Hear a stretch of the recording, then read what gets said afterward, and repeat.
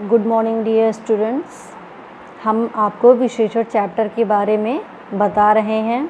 हमने विशेषण के बारे में बताया था कि विशेषण शब्द जिन संज्ञा या सर्वनाम शब्दों की विशेषता बताते हैं उन्हें हम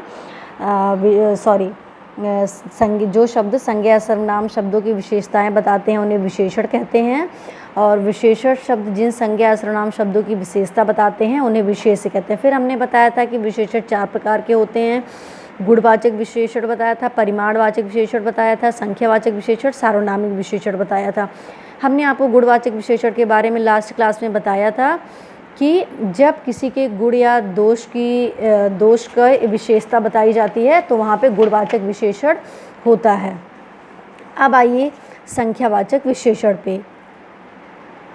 जैसे परीक्षा पत्र में 10 प्रश्न थे, कुछ प्रश्न मुझे अच्छी तरह से नहीं आते थे। 4 प्रश्नों के उत्तर मैंने याद किए हुए थे, कुछ थोड़े बहुत याद थे और बाकी प्रश्नों के उत्तर मैंने तुक्के से लिखे।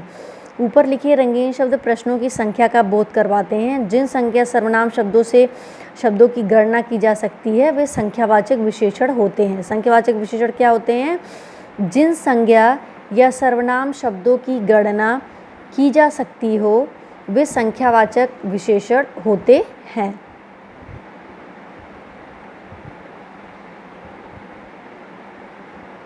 वे संख्यावाचक विशेषण होते हैं। अब 10 और 4 शब्द जो हैं वो निश्चित संख्या का बोध करा रहे हैं। जहाँ पे 10 और 4 शब्द जो हैं वो निश्चित संख्या का बोध करा रहे हैं तो हम कहते हैं निश्चित संख्यावाचक विशेषण। कुछ और बाकी अनिश्चित संख्या का बोध करा रहे हैं, इसलिए हम कह सकते हैं अनिश्चित संख्यावाचक विशेषण। अब आइए निश्चित संख्यावाचक विशेषण।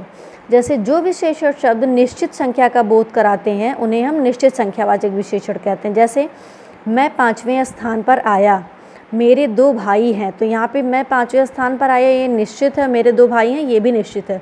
तो ये विशेषण शब्द जो निश्चित संख्या का बोध कराते हैं उन्हें हम निश्चयवाचक विशेषण कहते हैं।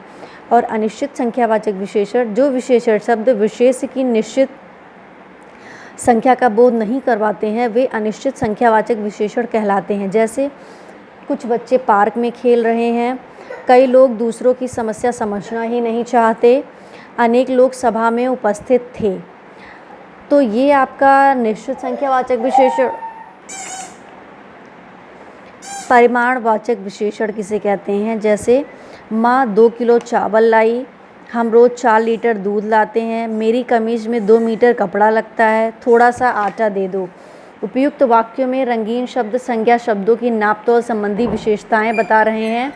संज्ञा शब्दों की नापतोल संबंधी विशेषताएं बताने वाले विशेषण शब्दों को परिमाणवाचक विशेषण कहते हैं।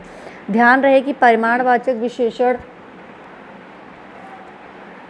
उपयुक्त वाक्यों में रंगीन शब्द संज्ञा शब्दों की नापतोल संबंधी विशेषताएं बता रहे हैं। संज्ञा शब्दों की नापतोल संबंधी विशेषताएं बताने वाले विशेषण शब्दों को परिमाणवाचक विशेषण कहते हैं। ध्यान रहे कि परिमाणवाचक विशेषण शब्दों का प्रयोग केवल उन विशेषों के लिए होता है जिसे नापा या तौला जाए। कुछ विशेषण शब्द निश्चित परिमाण का बोध कराते हैं और कुछ विशेषण शब्द निश्चित परिमाण का बोध नहीं कराते। इसलिए परिमाणवाचक विशेषण के 2 भेद होते हैं, निश्चित परिमाणवाचक विशेषण और अनिश्चित परिमाणवाचक विशेषण। निश्चित परिमाणवाचक विशेषण और अनिश्चित परिमाणवाचक विशेषण। निश्चित परिमाणवाचक विशेषण जो विशेषण शब्द किसी वस्तु के परिमाण को निश्चित रूप से बताते हैं उन्हें हम निश्चित परिमाणवाचक विशेषण कहते हैं। जैसे 2 किलो आटा, यहाँ पे आटा जो है वो निश्चित है, कितना है? 2 किलो है। 1 लीटर पेट्रोल कितना है? 1 लीटर। कपड़ा कितना है? 5 मीटर। तो ये निश्चित परिमाण का बोध कराते हैं तो इन्हें हम निश्चित परिमाणवाचक विशेषण कहते हैं। फिर अनिश्चित परिमाणवाचक विशेषण आता है। जिन परिमाणवाचक विशेषण शब्दों से विशेष के परिमाण का निश्चित ज्ञान ना हो उन्हें अनिश्चित परिमाणवाचक विशेषण कहते हैं। जैसे कुछ दही का ये नहीं पता है कितना है, थोड़े से चावल आदि।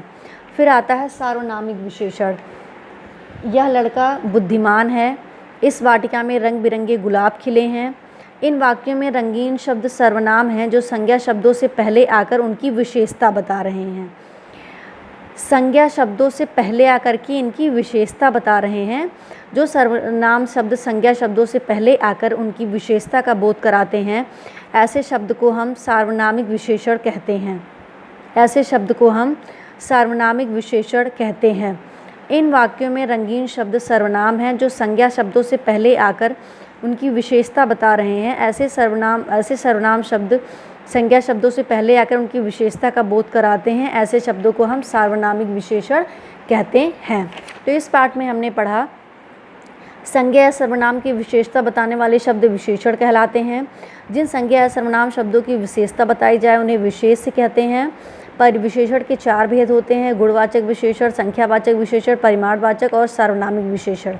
यहाँ पे हमने आपको बताया कि गुण या दोष या स्वभाव का बोध कराने वाले शब्द गुणवाचक विशेषण कहलाते हैं। संख्यावाचक विशेषण विशेष की निश्चित अथवा अनिश्चित संख्या का बोध करवाते हैं। और जिन वस्तुओं को नाप तौल कर खरीदा जाता है उन शब्दों के साथ परिमाणवाचक विशेषण का प्रयोग होता है। ये विशेषण भी निश्चित और अनिश्चित 2 प्रकार के होते हैं। और संज्ञा से पहले लगने वाले सर्वनाम शब्द सार्वनामिक विशेषण कहलाते हैं। तो ये आपका पाठ 8 विशेषण है और ये विशेषण पाठ पूरा हुआ।